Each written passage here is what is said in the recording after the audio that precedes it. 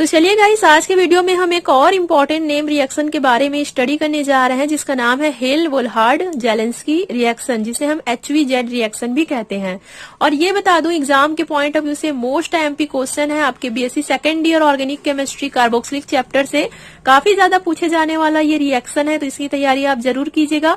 With mechanism यहाँ पे मैं आप लोगों को एक्सप्लेन करने जा रही हूँ। कभी कभी एग्जाम में केवल HVZ रिएक्शन का मैकेनिज्म लिखे करके आता है, तो आप कंफ्यूज बिल्कुल भी ना हो। HVZ का मतलब होता है हेल-वोल्हार्ड जेलेंस्की रिएक्शन। तो चलिए स्टार्ट करते हैं हम। यहाँ पे सबसे पहले तो मैं आप लोगों को ये बता दूं कि ये एक प्रकार का हैलोजनीकरण की अभिक्रिया है, मीन्स एक प्रकार का हैलोजिनेशन रिएक्शन है।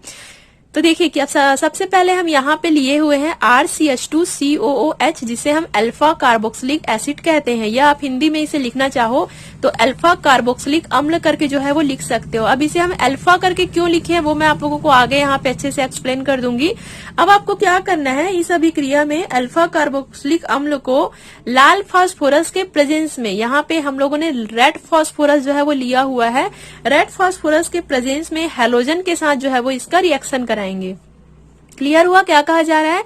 अल्फा कार्बोक्सिलिक अम्ल का रिएक्शन हम रेड फास्फोरस के प्रेजेंस में हैलोजन के साथ जो है वो इसकी जो है वो रिएक्शन कराएंगे, और बाद में हम जो है वो H2O का भी यूज करेंगे।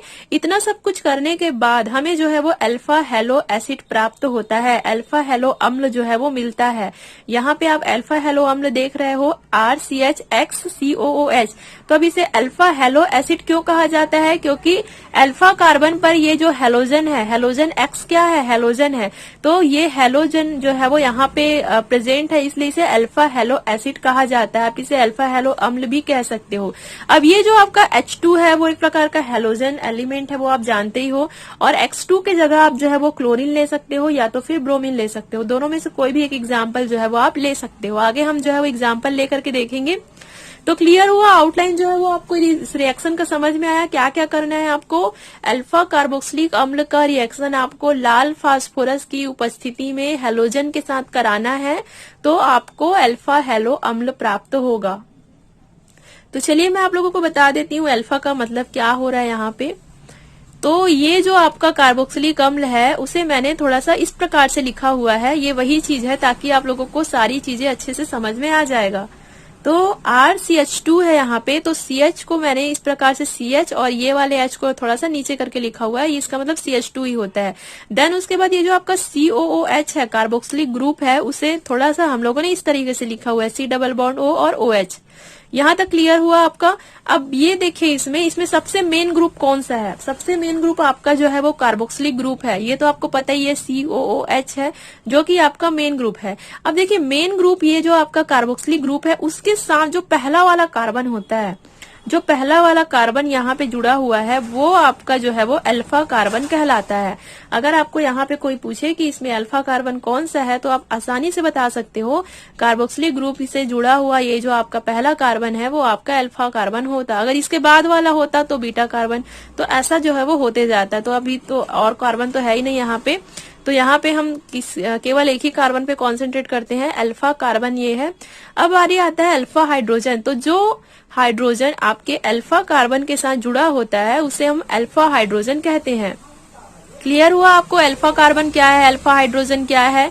ध्यान दीजिएगा, ये वेरी इंपॉर्टेंट है, आगे आपको समझ में आएगा, इसलिए समझिए इसे कि ये आपका अल्फा कार्बन है और ये आपका अल्फा हाइड्रोजन है। तो क्लियर हुआ क्यों इसे अल्फा कार्बोक्सिलिक एसिड कहा जा रहा है। अब हम क्या करेंगे, हैलोजन के साथ जो है वो इसका रिएक्शन करा देंगे। हैलोजन में मैंने Br लिया हुआ है, ब्रोमीन लिया हुआ है, X2 है तो यहाँ पे Br2 मैंने लिखा हुआ है। रेड फास्फोरस के प्रेजेंस में और H2O के प्रेजेंस में जब हम इतने का रिएक्शन कराते हैं, ये आपको अल्फा हेलो अम्ल प्राप्त होता है। अब देखिए इसमें क्या हुआ, अल्फा हेलो अम्ल हमें प्राप्त हो गया। तो हम क्यों बोल रहे हैं इसको अल्फा हेलो अम्ल? क्योंकि अल्फा कार्बन पे ये हैलोजन जो है वो जुड़ गया है, इसलिए इसे अल्फा हेलो एसिड जो है वो कहते हैं। क्लियर हुआ आपको? यहाँ तक समझ में आया गाइस आप लोगों को? अब चलिए मैं इसका थोड़ा सा 2-3 लाइन का इसका डेफिनेशन टाइप से बता देती हूँ, क्योंकि अगर एग्जाम में इस टाइप से कोई भी रिएक्शन आता है तो आपको ये लिखना चाहिए और अच्छे मार्क्स भी मिलते हैं ऐसा लिखते हो तो बहुत ही आसान है। इस अभिक्रिया में अल्फा कार्बोक्सिलिक अम्ल को लाल फास्फोरस की उपस्थिति में हैलोजन के साथ क्रिया कराए जाने पर, लाल फास्फोरस की उपस्थिति में हैलोजन के साथ क्रिया कराए जाने पर, देखिए लाल फास्फोरस रेड फास्फोरस के प्रेजेंस में हैलोजन के साथ रिएक्शन कराए जाने पर अल्फा हेलो एसिड प्राप्त होता है। अल्फा हेलो एसिड जो है वो प्राप्त होता है। क्लियर हुआ आपको? यहां तक आपको समझ में आया गाइस? तो चलिए अब हम क्या करेंगे, इसका मैकेनिज्म देखेंगे, आखिर ये सब कैसे हो रहा है। सारा चीज को हम मैकेनिज्म में समझेंगे। इसका मैकेनिज्म मैं आप लोगों को 5 स्टेप में जो है वो कंप्लीट करा दूंगी। बहुत ज्यादा डिटेल में नहीं बताऊंगी, आपके बीएससी लेवल का ही बताऊंगी, एमएससी लेवल का मैं नहीं बताऊंगी। तो बहुत ही आसान तरीके से इसका मैकेनिज्म मैं आप लोगों को एक्सप्लेन करूंगी, ताकि आपको समझ में भी आ जाए और आप एग्जाम में लिखो तो आपका कोई भी मार्क्स भी ना कटे। तो स्टेप 1 में आपको क्या करना है गाइस, यहाँ पे आपको फास्फोरस का रिएक्शन जो है वो इस हैलोजन के साथ कराना है, क्योंकि हम लोगों ने यहाँ पे लाल फास्फोरस लिया हुआ है और हैलोजन भी लिया हुआ है। X2 के साथ आपको इस P का जो है वो रिएक्शन कराना है। मतलब X की जगह मैंने Br लिखा हुआ है, तो अगर मैं यहाँ पे X ना लिख करके डायरेक्ट Br2 भी लिख देती तो वो भी सही होता। तो यहाँ पे आपका बन गया PBr3। अब यहाँ पे सोच रहे हो यहाँ पे जब 2 है तो यहाँ पे 3 कैसे है, तो थोड़ा सा यहाँ पे बैलेंस किया गया है। डायरेक्ट आप यही समझिए PBr3 करके जो है वो यहाँ पे हमारा बना है। स्टेप 1 हुआ। क्लियर हुआ है आपका? स्टेप 1 में क्या हो रहा है, लाल फास्फोरस का रिएक्शन आपको हैलोजन के साथ करा रहे हो तो आपका PBr3 करके जो है वो बन रहा है। अब सेकेंड स्टेप में हम क्या करेंगे, अल्फा कार्बोक्सिलिक एसिड के साथ ये जो आपका अल्फा कार्बोक्सिलिक एसिड है, मतलब यही वाला है, ये जो आपका अल्फा कार्बोक्सिलिक एसिड है, उसका रिएक्शन हम इस PBr3 के साथ जो है वो करा देंगे। PBr3 के साथ आप जैसे ही इसका रिएक्शन कराते हो, इसमें का जो एक Br है, इसमें का जो एक हैलोजन है, वो इस OH की जगह में आ जाते हैं और ये OH का यहाँ से जो है वो प्रतिस्थापन हो जाता है। मीन्स ये जो OH है वो यहाँ से हट जाता है और इसमें का जो एक Br है वो इसके जगह में आ जाते हैं। और इसमें आपको कुछ भी नहीं करना है, बस आपको यही याद रखना है, इसमें का एक Br जो है वो इस OH की जगह में आकर के जो है वो जुड़ गया। अब आपको ध्यान ये देना है कि यहाँ अभी भी 2 Br जो है वो बचा हुआ है। क्लियर हुआ आपका? स्टेप 2 समझ में आया क्या क्या हुआ? स्टेप 2 में आपने अल्फा कार्बोक्सिलिक एसिड का रिएक्शन जो है वो PBr3 के साथ कराया, तो आपको समथिंग इस प्रकार का प्राप्त हो चुका है। स्टेप 2 कंप्लीट होता है आपका। स्टेप 3 हम आते हैं। स्टेप 3 में क्या होगा, ये जो आपका नया प्रोडक्ट बना हुआ है आपको सेम एज इट इज यहाँ पे लिखना है। अब ध्यान देने वाली ये बात ये है कि यहाँ पे टाटोमेरिज्म की क्रिया जो है वो होगा। यहाँ पे देखिए क्या होगा, बहुत ही सिंपल है। मैं इसे 3 बार समझाऊंगी, 3 बार में आपको आसानी से समझ में आ जाएगा। देखिए यहाँ पे अल्फा हाइड्रोजन जो है वो CH के साथ जो है वो जुड़ा हुआ है। अब क्या होगा, ये जो आपका अल्फा हाइड्रोजन है, इसकी जो बॉन्ड है C और H के बीच जो बॉन्ड है, वो बॉन्ड जो है वो इस तरफ ट्रांसफर हो जाएगा। अब अगर ये बॉन्ड यहाँ ट्रांसफर होता है तो क्योंकि यहाँ सिंगल बॉन्ड है, अगर ये बॉन्ड यहाँ ट्रांसफर हो गया तो यहाँ पे डबल बॉन्ड आ जाएगा। अब जैसे ही ये डबल बॉन्ड होता है, ये जो आपका C डबल बॉन्ड O है, वो बॉन्ड भी ऑक्सीजन की तरफ जो है वो ट्रांसफर हो जाते हैं। तो अगर ये बॉन्ड ऑक्सीजन की तरफ ट्रांसफर होते हैं तो ऑक्सीजन में जो है वो निगेटिव चार्ज आ जाएगा। निगेटिव चार्ज क्यों आएगा, क्योंकि जब बॉन्ड शिफ्ट हुआ है तो ऑक्सीजन के पास इलेक्ट्रॉनों की संख्या जो है वो बढ़ गई है। क्लियर हुआ मैंने क्या क्या कहा? ये जो आपका बॉन्ड है, ये जो आपका अल्फा हाइड्रोजन वाला जो बॉन्ड है C और H के बीच, ये बॉन्ड यहाँ शिफ्ट हो रहा है, इस बॉन्ड के पास जो है वो डबल बॉन्ड आ गया। अब ये जो डबल बॉन्ड है वो ऑक्सीजन की तरफ शिफ्ट हो रहा है और इसमें निगेटिव चार्ज आ गया, क्योंकि ऑक्सीजन इसमें जो है वो इलेक्ट्रॉनों की संख्या बढ़ गई है। अब क्या होगा, ये आपका अल्फा हाइड्रोजन निकल करके इस ऑक्सीजन के साथ आकर के जुड़ जाएंगे और आपका OH बन जाएगा। समझ में आया? बस आपको ये याद रखना है, इसमें का जो अल्फा हाइड्रोजन है वो यहाँ से निकलेगा, यहाँ से निकल करके ये वाले O के साथ आकर के जुड़ जाएंगे, क्योंकि इनके पास इलेक्ट्रॉनों की अच्छी खासी संख्या है। तो ये इलेक्ट्रॉनों के साथ आकर यहाँ ऑक्सीजन के साथ आकर के जुड़ करके OH जो है वो बन जाते हैं। देखिए क्या, अब इसे हम अगर लिखते हैं तो ये क्या होगा, RCH, यहाँ तक तो सही है।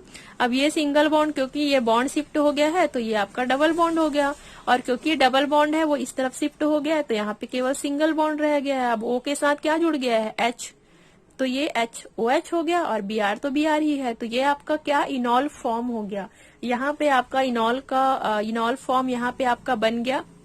तीसरा स्टेप आपका कंप्लीट हो गया।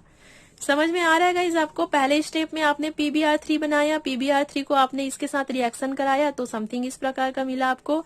अब ये जो है वो यहाँ पे इनॉल फॉर्म जो है वो हो चुका है। अब देखिए चौथे स्टेप में क्या होगा हम देखते हैं, क्योंकि मैंने कहा था कि यहाँ पे 2 Br अभी भी बचा हुआ है, क्योंकि Br3 था तो 1 Br तो अपन यूज कर चुके हैं, 2 Br जो है वो और बचा हुआ है, तो अब इन 2 Br का हम यहाँ पे यूज करेंगे। इनॉल फॉर्म को एज इट इज आपको पहले तो उतारना है, यहाँ पे लिख दीजिए इनॉल फॉर्म को 4th स्टेप में। उसके बाद आपको Br2 के साथ इसका रिएक्शन कराना है। अब देखो Br2 है तो इसे Br करके मैं लिख दूंगी, मतलब वही है। अब इसमें क्या होगा, एक में जो है वो पार्शियल निगेटिव चार्ज आ जाएगा और एक में पार्शियल पॉजिटिव चार्ज आ जाएगा। ऐसा क्यों हुआ, क्योंकि एक Br जो है वो इलेक्ट्रॉनों को अपनी तरफ जो है वो खींच लेते हैं, तो एक Br के पास इलेक्ट्रॉनों की संख्या बढ़ जाती है और एक Br के पास इलेक्ट्रॉनों की संख्या कम हो जाता है। अब इसमें क्या होगा, ये जो पार्शियल पॉजिटिव चार्ज वाला Br है वो इस अल्फा कार्बन के साथ आकर के जो है वो बॉन्ड बना लेते हैं, और इसमें का जो ये पार्शियल निगेटिव चार्ज वाला जो Br है वो इस H के साथ जुड़ करके यहाँ से बाहर निकल जाते हैं। देखिए क्या होगा, ये वाला जो पार्शियल पॉजिटिव चार्ज वाला Br है वो इस अल्फा कार्बन के साथ आकर के बॉन्ड बना लिए, और इसमें का जो एक H है वो इस Br के साथ जुड़ करके HBr बना करके यहाँ से बाहर निकल जाएंगे। देखिए यहाँ पे फिर हमारा क्या बन जाएगा, RCH तो CH ही है, और ये C के साथ आपका ये Br जुड़ चुका है और C डबल बॉन्ड O है। अब ये H यहाँ से चला गया तो यहाँ पे डबल बॉन्ड आ जाएगा और ये आपका Br। देन ये Br जो है वो इस H के साथ जो है वो HBr बना लेंगे और यहाँ से HBr जो है वो बाहर निकल जाएगा। क्लियर हुआ आपके चौथे स्टेप में क्या हुआ। अब हम अपने रिएक्शन के काफी नजदीक पहुंच चुके हैं। अब हमें क्या करना है, H2O भी यहाँ पे यूज करना है। 5वें स्टेप में क्या करेंगे गाइस, बहुत ही ज्यादा आसान है। 5वें स्टेप में आपको H2O को यहाँ पे यूज करना है। H2O को जैसे कि पता है OH माइनस आयन देते हैं, और ये भी हमें पता है कि ये जो आपका Br है वो अच्छा लिविंग ग्रुप होता है, मतलब आसानी से हट जाता है। तो ये क्या करेंगे, OH जो है वो इस Br की जगह आ जाएंगे और Br यहाँ से जो है वो हट जाएगा, यहाँ से Br जो है वो हट जाएगा और आपका यहाँ पे बन जाएगा RCH Br C double bond O और OH। यही है आपका अल्फा हेलो एसिड। तो क्लियर हुआ कैसे हेलोजन जो है वो इस अल्फा कार्बन के साथ आकर के जुड़ा, क्या क्या प्रोसेस हुआ, इतने सारे प्रोसेस हुए, और ये सब प्रोसेस होने के बाद ये आपका अल्फा हेलो एसिड आपको मिल गया। तो मोस्ट इम्पॉर्टेंट केमिकल रिएक्शन है, इसकी तैयारी आप जरूर कीजिएगा, विथ मैकेनिज्म तैयारी कीजिए, रटने वाली कोई बात ही नहीं है इसमें। तो आई होप यू गाइज आज का वीडियो भी आप लोगों के लिए काफी ज्यादा हेल्पफुल रहा होगा, and thank you so much guys for watching this video.